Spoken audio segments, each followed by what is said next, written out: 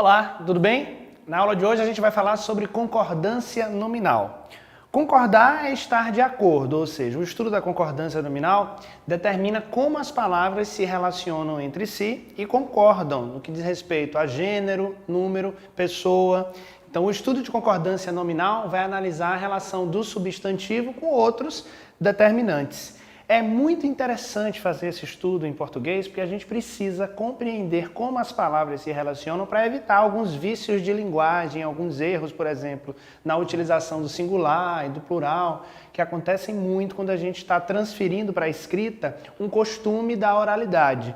Então, muita atenção nas regras de concordância. Às vezes alguém diz também que o seu texto está com problemas de concordância, ou seja, as palavras não estão combinando, não estão concordando entre si. Agora a gente vai analisar algumas regras gerais e específicas desse assunto para compreender como utilizar corretamente as palavras dentro de um texto. A gente diz que a regra básica da concordância nominal em português é que os adjetivos concordam em gênero e número com o substantivo e os pronomes pessoais, ou seja, o substantivo no grupo de classe de palavras, ele ocupa uma posição de destaque, ele é o núcleo, muitas vezes, dessas relações.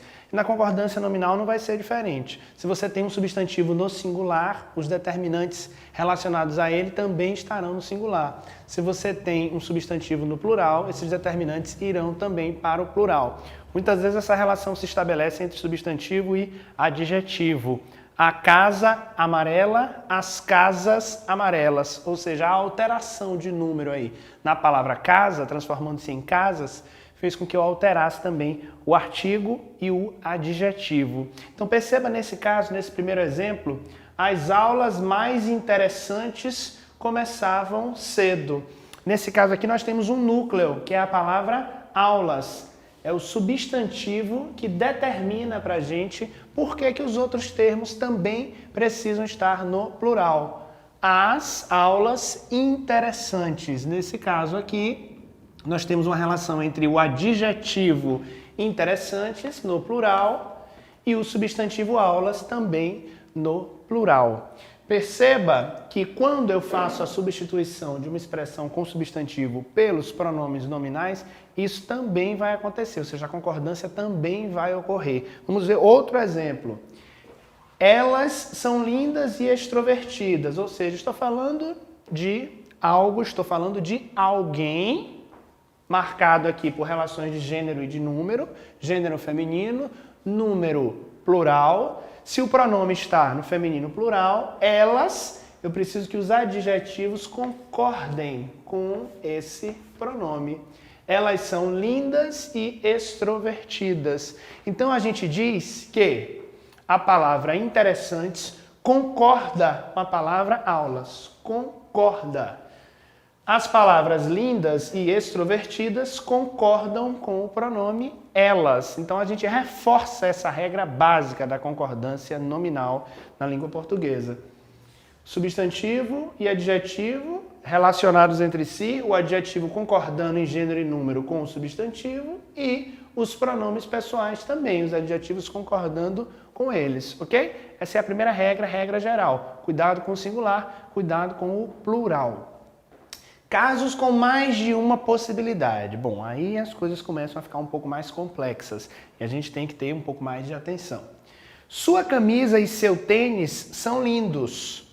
Temos aqui um caso de sujeito composto, então há uma preferência pela utilização do verbo aqui no plural. Claro, o verbo precisa estar no plural, Sua camisa e seu tênis são lindos. Quando a gente para analisar as relações de ordem nominal, a gente percebe que nós temos um adjetivo no plural, lindos. E no masculino. Por que no masculino e no plural?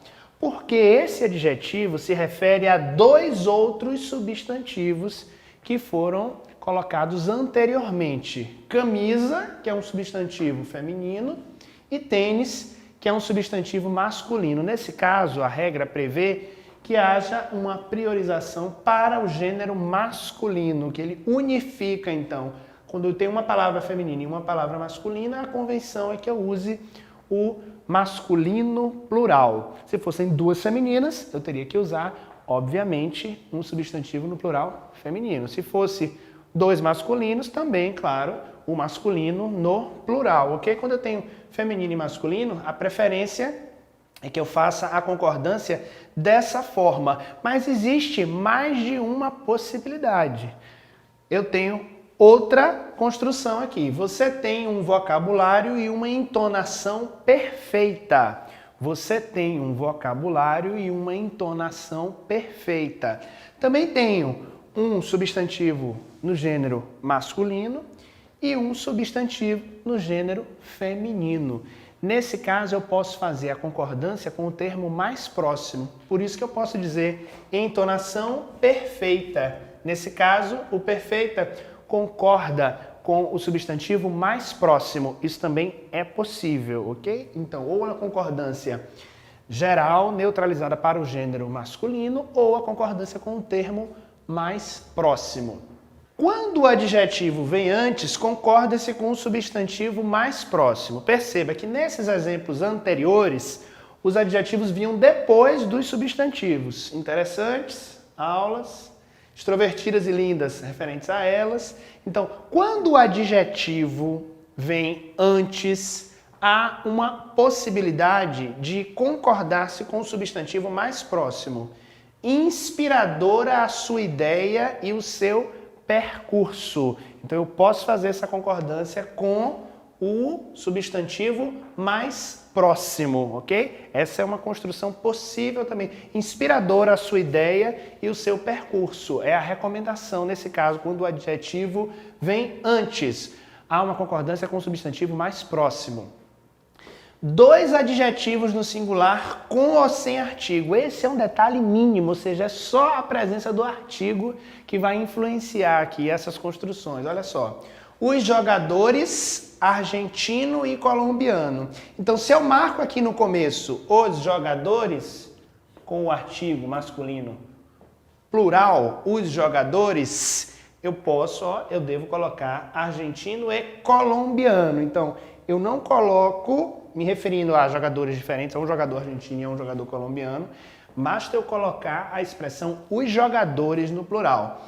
Então, eu tenho ali os jogadores argentino e colombiano. Ou a outra possibilidade é, com o artigo no singular, o jogador brasileiro e o chileno. Ou seja, aqui, como eu usei apenas no início, a concordância com o artigo no masculino plural é marcada com o substantivo e os adjetivos continuam no singular. Aqui, como eu marquei o jogador, eu tenho que marcar no primeiro elemento e no segundo, o jogador brasileiro e o jogador chileno, ok? Então, o que vai definir é a presença do artigo, ora no plural, ora no singular.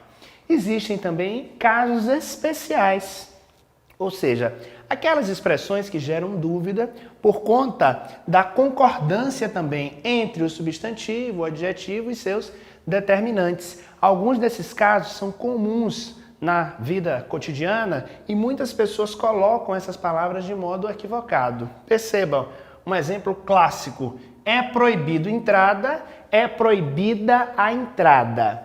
Bom, é a mesma frase, é a mesma oração? Há uma pequena diferença. Temos a presença do artigo em uma delas. Quando há a presença do artigo, eu preciso estabelecer a concordância entre adjetivo e substantivo. É proibida a entrada. Quando não há o artigo, eu não faço essa concordância, eu mantenho a expressão em sua forma original. É proibido entrada. Então, o que vai fazer a diferença aqui, o que vai gerar essa diferença é a presença ou a ausência do artigo. Veja como é importante reconhecer as classes gramaticais na hora de fazer um estudo de concordância nominal, porque você tem que reconhecer quem é o adjetivo, quem é o pronome, quem é o artigo, a presença do artigo, ou seja, é importantíssimo reconhecer as classes de palavras. É necessário ajuda, é necessária a ajuda. O mesmo caso de proibido e proibida. É a presença do artigo que define essa concordância. É necessário ajuda ou é necessária a ajuda. Se você determina com o artigo, você faz essa alteração de concordância. Eram bastantes convidados. Nossa, existe isso? Existe. Sabe por quê? Porque aqui ele pode variar, porque ele está como sinônimo de muitos. Eram muitos convidados, eram bastantes convidados. Agora, eles conversavam bastante. Aqui não. Aqui ele está funcionando como advérbio, modificando conversavam. Então, quando estiver se referindo ao verbo, não há variação. Quando estiver se referindo ao substantivo, há variação. A mesma coisa para muito. Eu poderia dizer muitos convidados ou eles conversavam muito e não eles conversavam muitos. Não posso fazer essa alteração por conta do advérbio, da função adverbial. Vamos ver o caso aqui agora, olha, de meias. Nesse caso, meias eu estou me referindo à metade, ok? É uma ideia de numeral, né? Por exemplo, a metade, o ingresso que você compra na metade, no cinema, no teatro. Compramos 2 meias, estavam baratas. Então aqui há uma concordância também com a palavra meias. Diferente de quando eu uso meio como advérbio, para dizer, por exemplo, estou meio triste. Aí nesse caso, como advérbio, é invariável, ok? É preciso menos pressa para solucionar tudo. Não há variação de menos, hein, galera? Não existe menos. Menos pressa, não, jamais. É preciso menos pressa para solucionar tudo. Palavra invariável, não pode ser flexionada com gênero e número. Os documentos seguem anexos. A concordância de anexos é com o termo anterior, com o substantivo. Os documentos seguem anexos, como poderiam ser as fotos seguem anexas, o arquivo segue anexo. A concordância recomendada é essa. E no caso de expressões como própria, mesmo, a gente também faz a concordância de gênero e número. Ela própria confessou suas falhas, ele próprio, ela mesma, ele mesmo. Então há uma concordância aí, respeitando a regra, né, de concordância de gênero e número, que é a regra básica de concordância nominal da língua portuguesa, ok? Então o assunto da aula de hoje foi concordância nominal. Muito obrigado.